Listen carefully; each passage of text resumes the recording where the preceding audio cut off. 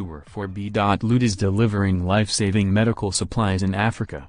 Drones might be causing privacy concerns in the United States and Europe, but in the East African country of Rwanda, they are a welcome sight in the skies. Through a partnership between drone startup Zipline and the Rwandan Health Ministry, drone-powered medical supply deliveries are ramping up, and they're starting to make a serious impact. As The Guardian reports, the drone delivery service has already provided over 5,500 units of blood to aid crews working in remote areas where typical medical supply lines simply don't reach.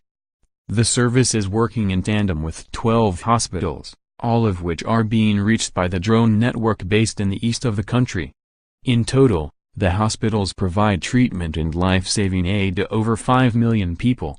Don and number 039 miss. Today's top deals: $139 Sonos Play 1, Bose soundbar, Fire TV QWERTY keyboard, Soil and Sail. More. The drone deliveries are vital because they allow the hospitals to work with fresh supplies that are delivered on a regular basis, rather than occasional resupply deliveries which can lead to older supplies being used or, in some cases, wasted due to spoilage.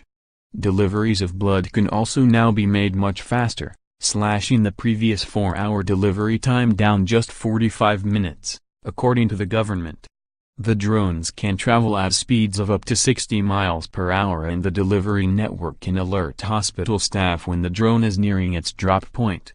When the drone reaches its destination, it drops the supplies in mid-flight, cruising back to its base as the package safely descends via parachute.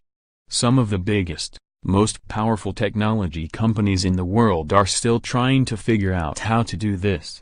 But East Africa is showing them all the way, Zipline co-founder Kellner Reynaudo told the news outlet.